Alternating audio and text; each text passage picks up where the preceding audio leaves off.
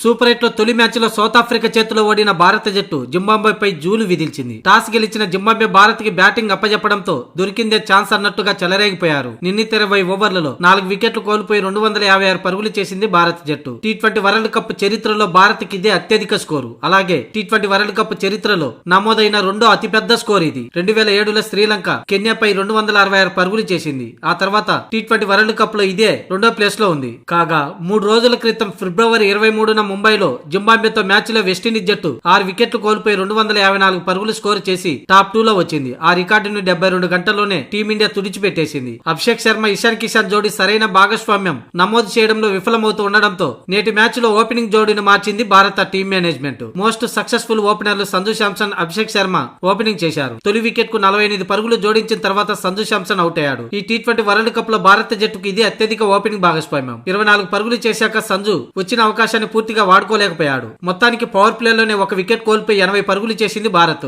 ఇక మొదటి 4 మ్యాచ్ల్లో 15 పరుగులే చేసిన అభిషేక్ శర్మ ఈ జింబాబ్వేతో మ్యాచ్ లో హాఫ్ సెంచరీ చేశాడు. 26 బంతుల్లో తన హాఫ్ సెంచరీని పూర్తి చేసుకున్నాడు. వరల్డ్ కప్ లో తనకి ఇదే తొలి హాఫ్ సెంచరీ. ఇక ఆ తర్వాత ఇషాన్ కిషాన్ కూడా 24 బంతుల్లో 38 పరుగులు చేశాడు. ఇక సూర్య కూడా 33 పరుగులు చేయడంతో స్కోర్ బోర్డు పరుగులు పెట్టింది. ఇక చివర్లో అయితే హార్దిక్ పాండ్యా, తిలక్ వర్మ ఆకాశ్ మెహద్దుగా చెలరేగిపోయారు. ఈ ఇద్దరు నువ్వా నేనా అన్నట్లుగా సిక్సర్లు, ఫోర్ల వర్షం కురిపించారు. హార్దిక్ పాండ్యా 23 బంతుల్లో 2 ఫోర్లు 4 సిక్స్లతో 50 పరుగుల హాఫ్ సెంచరీ పూర్తి చేసుకున్నాడు. ఇక వరుసగా టెస్ట్ ఇన్నింగ్స్ లో ఆడుతున్నాడని ట్రోల్స్ ఎదుర్కొన్న తిలక్ వర్మ 6వ స్థానంలో బ్యాటింగ్ వచ్చి కేవలం 16 బంతుల్లో 3 ఫోర్లు 4 సిక్స్లతో 44 పరుగులు చేసి నాట్అవుట్ గా నిలిచాడు. మొత్తంగా టీమిండియా 4 వికెట్లు కోల్పోయి 256 పరుగులు చేసి అద్భుత కంబ్యాక్ ఇచ్చిందని చెప్పాలి. అయితే ఈ 257 పరుగుల టార్గెట్ తో బరిలోకి దిగిన జింబాబ్వే ఆరంభంలో ఆచుతూచి ఆడి మిడిల్ ఓవర్లలో ఏకంగా ఓవర్ కు 10 చొప్పున పరుగులు రాబట్టారు. ముఖ్యంగా ఓపెనర్ బెన్నెట్ అయితే 59 బంతుల్లో 8 ఫోర్లు 6 సిక్స్లతో 97 పరుగులు చేసి చివరి దాకా నాట్అవుట్ గా నిలిచాడు. ఇక సికిందర్ రాజా 31 పరుగులు చేయడంతో ఆ జట్టు 6 వికెట్లు కోల్పోయి 184 పరుగులు చేసింది.